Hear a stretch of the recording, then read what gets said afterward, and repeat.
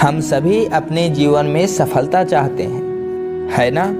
उसके लिए हम रात दिन परिश्रम करते हैं, कड़ी मेहनत करते हैं, परंतु फिर भी असफल हो जाते हैं। परंतु ऐसा क्यों होता है, कभी सोचा है आप सबने? क्योंकि सफलता पाने का मंत्र बड़ा कठिन नहीं है, बड़ा सरल है। उचित विचार, उचित समय, उचित स्थान पर उचित प्रहार। जब आपके विचार, समय, स्थान और प्रहार यानी परिश्रम उचित है तो सफलता आपको ही मिलेगी। जिस समय लोहकार एक लोहे से कुछ बनाते समय उस लोहे के सही ताप तक की आने की प्रतीक्षा करता है और समय आने पर उचित स्थान पर पर्याप्त बल से प्रहार करता है और लोहा आकार ले लेता है, ठीक उसी प्रकार आपकी सफलता भी आकार लेती है।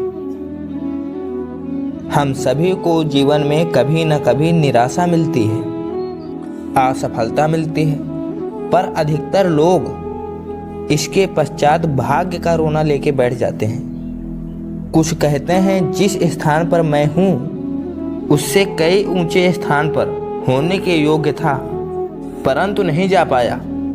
परंतु किसी की पीड़ा है, उसे जो मिलना चाहिए था वो नहीं मिल पाया।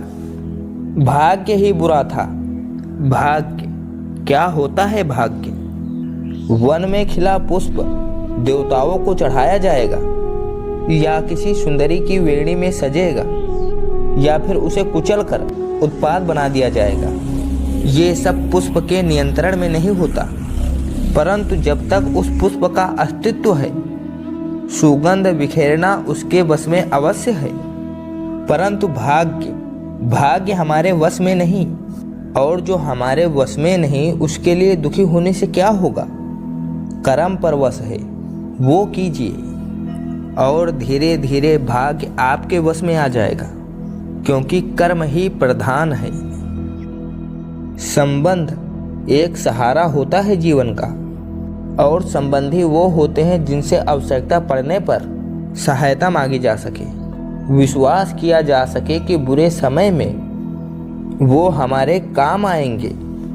कभी ऐसा भी हुआ होगा कि आपके पास कोई सहायता मांगने आया हो, या ऐसा भी हो सकता है कि आप किसी के पास सहायता मांगने गए हों, परंतु प्रश्न ये उठता है, क्या उसके मंतव्य में सहायता बस इसलिए कर देनी चाहिए क्योंकि वो आपका संबंधी है? अब आप कहेंगे कि ये कैसा प्रश्न हुआ। तनिक सोचिए, एक अस्त्र बनाने वाला जब अस्त्र बनाता है, वो अस्त्र किसको देना है वो अधिकार उसी के पास होता है। वो चाहे तो ये अस्त्र किसी को भी दे सकता है, कोई सैनिक को भी दे सकता है, या एक डाकू को भी, और यही अस्त्र दो भिन्न काम कर सकते हैं। यदि डाकू के हाथ में आ गई तो उसका भय दिखाकर वो लोगों को लूटेगा, फिर अपराध करके रक्त बहाएगा। सहायता करने वाले की भी अवस्था ऐसे ही होती है। इसीलिए किसी की सहायता करने से पूर्व ये विचार कर लेना आवश्यक है कि किसी को क्या, कब और कितनी सहायता देनी चाहिए, कि उसका दुरुपयोग ना हो। यदि आपकी सहायता से कोई अधर्म हुआ तो उसके उत्तरदायी आप भी होंगे। यदि जल को मुट्ठी में कसकर बांधें, जल कैसे अपना मार्ग बनाकर निकल जाता है, इसी धारा की भांति यही अवस्था हमारे अपनों के साथ भी होती है। अधिकतर हम जिनसे प्रेम करते हैं, हम सदा उन्हें अपने समीप रखना चाहते हैं, स्वयं से उन्हें दूर नहीं होने देना चाहते। चिंता करते हैं, भय खाते हैं कि कहीं उनके साथ या उनसे कुछ बुरा घटित न हो जाए, और ऐसे में हमारे अपने ही हमसे दूर हो जाते हैं, एक मुट्ठी में बंधे जल की भांति। इसलिए आप जिनसे प्रेम करते हैं उन्हें स्वतंत्र कर दीजिए, उनकी सोच को स्वतंत्र बनने दीजिए, उन्हें अपने मार्ग स्वयं ढूंढने दीजिए, क्योंकि आप सदा उनके साथ उनका मार्ग दिखाने के लिए नहीं रहने वाले। इसलिए अपनों के साथ अवश्य रहिए, परंतु उन्हें बांधे नहीं। जन्म के पश्चात जब बालक अपने नेत्र पहली बार खोलता है तो उसका मन उत्सुकता से भरा होता है कि ये संसार क्या है, उसे क्या दिख रहा है। ये उसके जीवन का नया आरंभ होता है। परंतु हम धीरे धीरे जब बड़े होने लगते हैं, अनुभव अर्जित करते हैं, हमारे मन की उत्सुकता हमारे जीवन का चौक होने लगता है। तनिक सोचिए, जब हम सुबह सोकर जगते हैं उसे ही हम अपने जीवन का प्रारंभ समझ लें तो सुबह से लेकर संध्या तक के समय को ही अपने जीवन जीने का समय समझ लें तो कितनी फुर्ती आ जाएगी आप में, कितना काम कर पाएंगे आप, कितने लक्ष्य अर्जित कर पाएंगे आप। पलों से मिलकर घड़ी बनती है, घड़ी से मिलकर पहर, पहर से दिन बनते हैं और दिनों से माह। यदि आप अपना हर पल हर पहर विश्वास से हर दिन उत्साह से जिएंगे तो आपका संपूर्ण जीवन सार्थक हो सकता है। मनुष्य अपना जीवन विश्वास पर जीता है, परंतु विश्वास किसका? तनिक सोचिए, किस पर विश्वास है आपको? महापुरुषों की कही बातों पर, ग्रंथों के ज्ञान पर, माता पिता की सीख पर या मित्रों के दिए गए निर्देशों पर? ये सब विश्वास अपूर्ण हैं जब तक आपको स्वयं पर विश्वास ना हो। यदि विश्वास करना है तो पहले अविश्वास करने के विज्ञान को भी सीखना चाहिए। आप किसी की बातों पर विश्वास ना करें। आप अपने मन से पूछें, अपनी अंतर आत्मा से प्रश्न करें और जो उत्तर मिलेगा वही सबसे उचित होगा। जब आप अपने मन और अपनी अंतर आत्मा पे विश्वास करना सीख जाएंगे तो नीति ज्ञान आपके भीतर से स्वतः उमड़ेगा। और यदि आप स्वयं पर ही विश्वास ना कर पाए तो धर्म ग्रंथों में लिखे श्लोक, महापुरुषों की वाणी, माता पिता की सीख, मित्रों से मिला निर्देश कोई भी लाभ नहीं दे पाएगा। आप एक पिता होने के नाते अपनी संतान के लिए क्या करते हैं? उसके लिए बहुत सारी सुविधाएं जुटाते हैं, बहुत सारा धन कमाते हैं, है ना? और क्या आपको ऐसा लगता है यही उचित है आपकी संतान के लिए? इस पंछी को देख रहे हैं आप, ये भी संतान को जन्म देता है, उन्हें पालता है, पोसता है, उड़ना सिखाता है और भोजन का प्रबंध करना भी सिखाता है। परंतु उनके बड़े हो जाने के बाद उनके लिए अलग से घोंसला नहीं बनाता। क्यों? क्योंकि यदि इसने संतान को सब कुछ करके दे दिया तो संतान क्या करेगी? वो संतान को तब तक भोजन कराता है जब तक उसकी संतान स्वयं भोजन करने में सक्षम नहीं हो जाता। और इसका लाभ ये मिलता है कि उसकी संतान उसी की भांति आत्मनिर्भर बनती है। इसलिए अपनी संतान को उतनी सुविधाएं दें जितनी आवश्यक हैं। वो मोह त्यागें। आपका उनसे मोह उन्हें कभी आत्मनिर्भर नहीं बनने देता। अपनी संतान को कर्म करना सिखाइए।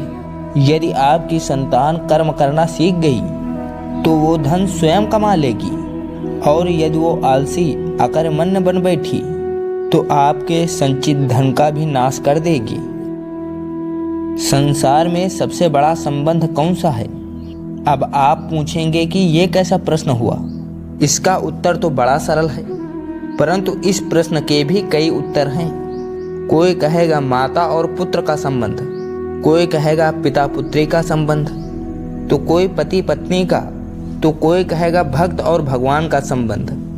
परंतु तनिक गहराई से देखेंगे तो पाएंगे ये सारे संबंध या तो जन्म से जुड़े होते हैं, या समाज में बना दिए जाते हैं, या फिर किसी आकांक्षा के चलते बनते हैं। तो सबसे बड़ा संबंध कौन सा होता है?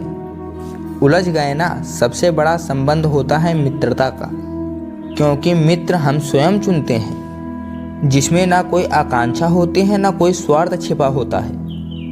यदि कुछ होता है तो केवल साथ का आनंद। अपने बीते हुए दिनों को स्मरण कीजिए। जब आप घर से निकलते होंगे तो सबसे पहले किसका स्मरण होता है? मित्र का। परंतु जैसे जैसे मनुष्य बड़ा होता जाता है सफल होता जाता है, मित्र छूटते जाते हैं और फिर वो अपनी आय अपने जीवन के स्तर के अनुसार मित्रता करने लगता है। उसके मन में ये विचार आ जाता है कि मित्रता बराबरी वालों से ही होनी चाहिए। यही सोच अनुचित है, क्योंकि मित्रता बराबरी वालों से नहीं होती, मित्रता हमें बराबर करती है। संसार में सबसे श्रेष्ठ क्या है? फूल या कांटे, प्रेम या घृणा, संपन्नता या दरिद्रता, मित्र या शत्रु? बताइए। अब आप ये कहेंगे, भला ये बात कोई पूछने की हुई? अवश्य फूल, प्रेम, संपन्नता और मित्र ही श्रेष्ठ हैं। परंतु आपने अपने जीवन में कभी ये सोचा है कि हर एक भाव, हर एक वस्तु, हर एक घटना का एक धर्म गुण होता है। त्वचा पर जलन करने वाले फूलों से अधिक श्रेष्ठ वो कांटे होते हैं जिनसे आप अपने घर की बाढ़ बनाते हैं ताकि वन के पशु आपके घर के भीतर ना आ सके। वो प्रेम श्रेष्ठ नहीं जो आपको अंधा, लोभी, पक्षपाती बना दे। वो घृणा श्रेष्ठ है जो आपको नया मार्ग दिखा दे। वो संपन्नता श्रेष्ठ नहीं जो आपको कृपण बना दे, मद्दांत बना दे। वो दरिद्रता श्रेष्ठ है जो आपको जीवन में परिश्रम करने की शिक्षा दे। कुविचार देने वाले, बुरा मार्ग दिखाने वाले मित्रों से अधिक श्रेष्ठ वो शत्रु होते हैं जो हमें जीवन का लक्ष्य दे दें। इसलिए अपने जीवन में हर वस्तु, हर भाव, हर घटना के गुण धर्म को पहचानिए और उसके पश्चात अपना चयन कीजिए। हम सभी सुनते आए हैं कि जो वीर होता है, साहसी होता है, शौर्यवान होता है, उसके समक्ष सारा संसार झुकता है। वीर भोग्य व सुंदरा, परंतु वीरता है क्या? शौर्य क्या है? साहस क्या है? साहस युद्ध नहीं, वीरता विजय नहीं, शौर्य कभी ना गिरना नहीं, साहस किसी चुनौती के समक्ष खड़े होने का भाव, तो वीरता उस चुनौती को उत्तर देने के लिए पूर्ण परिश्रम लगा देना है। और शौर्य का मतलब है गिरकर फिर से उठने का साहस करना, बार बार प्रहार करके वीरता दिखाना, निरंतर प्रयास करते रहना, निरंतर परिश्रम करते रहना। इसलिए विजय होने से महत्वपूर्ण है शौर्यवान होना, क्योंकि जो शौर्यवान है उसे विजय मिलना निश्चित है। कभी किसी पक्षी को घोंसले की नींव बनाते देखा है? अथक परिश्रम करके तिनका तिनका बटोर के वो पक्षी अपना घोंसला बनाता है, अपनी संतान के लिए एक सुरक्षित घर बनाता है।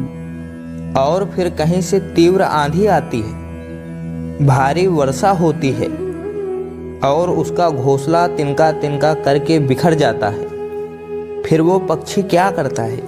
वो रोता नहीं, ना ही विलाप करता है। वो बिना विलंब करे अपना घोंसला बनाना प्रारंभ कर देता है और सफलता प्राप्त करता है। और हम क्यों छोटी छोटी असफलता से भयभीत होकर परिश्रम करना छोड़ देते हैं? एक बात सदा स्मरण रखिएगा, हर वृक्ष कुल्हाड़ी के एक मार से नीचे नहीं गिरता, हर चट्टान घन के एक प्रहार से नहीं टूटती। सफलता पाने के लिए अनावरत परिश्रम करना ही एकमात्र मार्ग है। स्वीकारण, सत्य का स्वीकारण मनुष्य के लिए बहुत ही महत्वपूर्ण है। जब तक मनुष्य सत्य को स्वीकार नहीं करता, उसे असत्य से लड़ने की शक्ति प्राप्त नहीं होती। जब आप भोजन करते हैं तो क्या होता है? आपका पेट स्वीकारता है कि वो भर चुका और आप भोजन करना बंद कर देते हैं। जब आपको निद्रा आती है तो क्या होता है? आपका मन स्वीकारता है कि अब आपका शरीर थक चुका है और उसे विश्राम की आवश्यकता है। उसी प्रकार जब आपको किसी व्यसन को रोकना हो तो आपको स्वीकारना पड़ता है कि अब बहुत हो चुका, चाहे वो लालच हो या मदिरापान, उस व्यसन का त्यागना तभी प्रारंभ होता है जब आप ये स्वीकार कर लेते हैं आप उस व्यसन के बंधक हैं। हम में से ऐसा कोई नहीं जिनकी परछाई उनसे दूर रहती हो। हमारी परछाई सदैव हमारे साथ रहती है। कदाचित हमारी परछाई हमारे कर्मों के फलों का संकेत है। कदाचित इसी कारण कई बार हमें अपनी परछाई से भय भी लगता है, परंतु इस भय से निवारण पाने का एक साधन अवश्य है। वो है सूर्य के ओर मुख करना या किसी प्रकाश के स्रोत की ओर मुँह करना, क्योंकि तब हमें हमारी परछाई दिखाई नहीं देती। यदि इसे जीवन के संदर्भ में देखें तो ये प्रकाश का स्रोत शुभ कर्मों की चेतना है। यदि आपके मन में शुभ करने की इच्छा है तो आपको कभी भी अपने कर्मों के फल का भय नहीं होगा, क्योंकि यदि आपका मन शुद्ध होगा तो आपके कर्म शुद्ध होंगे और शुद्ध कर्मों का फल कभी अशुद्ध नहीं हो सकता। आज मैं आप सबको एक कथा सुनाता हूँ। एक दिन प्रातः एक व्यापारी अपने घर से निकला। घर से निकलते ही एक बिल्ली ने उस व्यापारी का मार्ग काट दिया। व्यापारी घबरा गया। वो फिर से घर लौट गया और शुभ घड़ी की प्रतीक्षा करने लगा। और जब वो पुनः अपने घर से निकला तो वो वाहन जा चुका था जिससे राजा तक पहुंचकर उसे भेंट देनी थी। राजा को भेंट नहीं मिली। राजा क्रोधित हो गया। राजा ने उस व्यापारी का व्यापार बंद करवा दिया। इस कारण व्यापारी क्रोधित होकर घर पर अपनी पत्नी से लड़ बैठा। पत्नी अपने बच्चों समेत मैके वापस चली गई। अब उस व्यापारी के जीवन में यदि कुछ रह गया था तो केवल अंधकार, और ये सब का कारण उस बिल्ली को मानता रहा जिसने उसका मार्ग काटा था। एक ऐसा ही दूसरा व्यापारी राजा को भेंट देने निकला और उस व्यापारी का भी मार्ग बिल्ली ने काट दिया।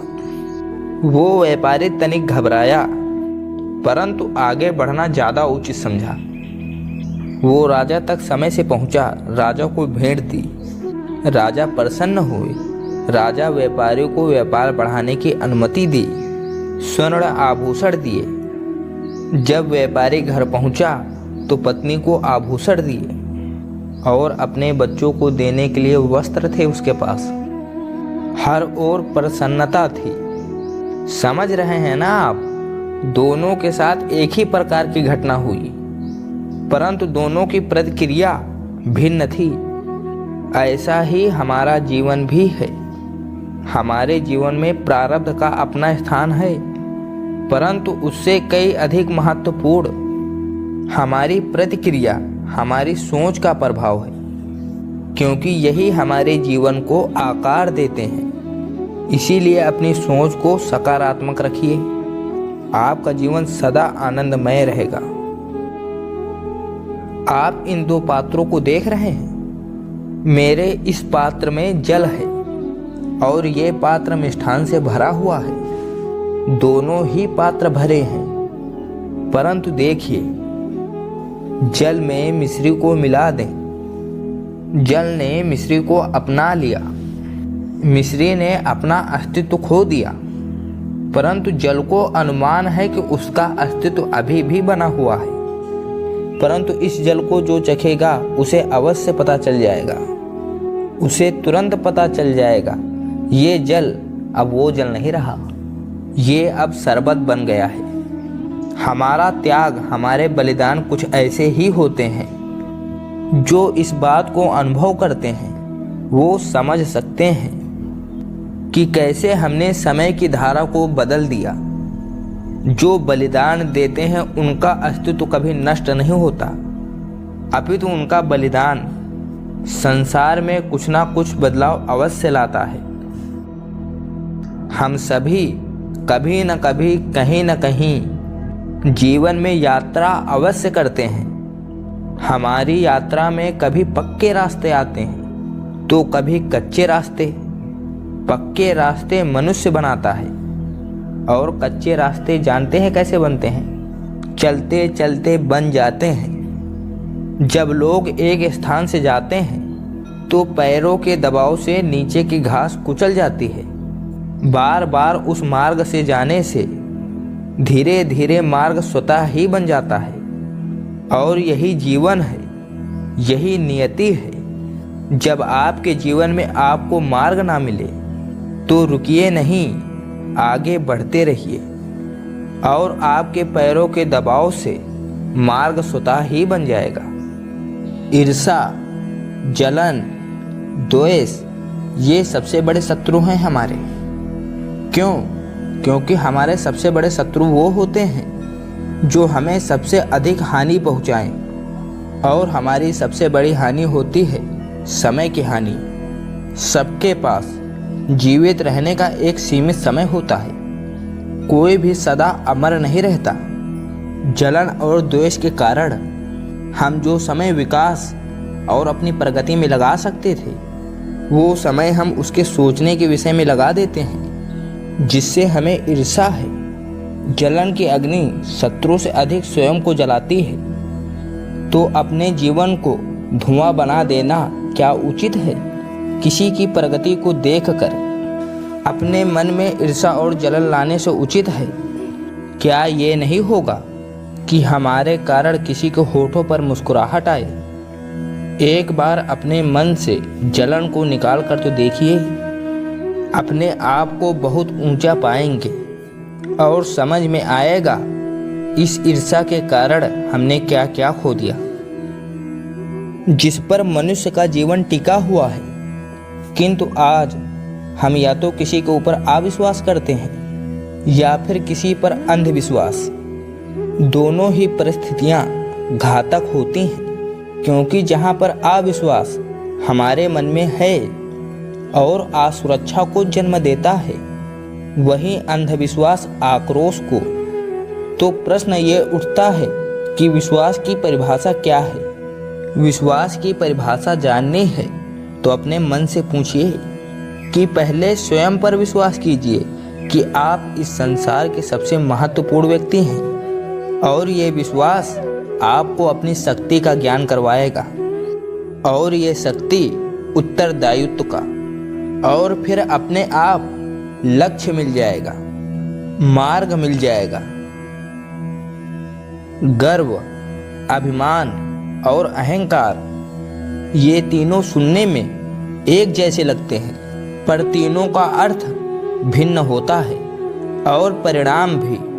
तीनों का प्रारंभ प्रेम से होता है, स्वयं से प्रेम, परसों हमारे मन में गर्व को जन्म देता है और सफलता हमारी अभिमान को जन्म देता है। यहाँ तक ठीक है, परंतु जब ये भावना अहंकार बन जाती है तब वो समस्या बन जाती है, क्योंकि सबसे बुरा अंत अहंकारी का ही होता है।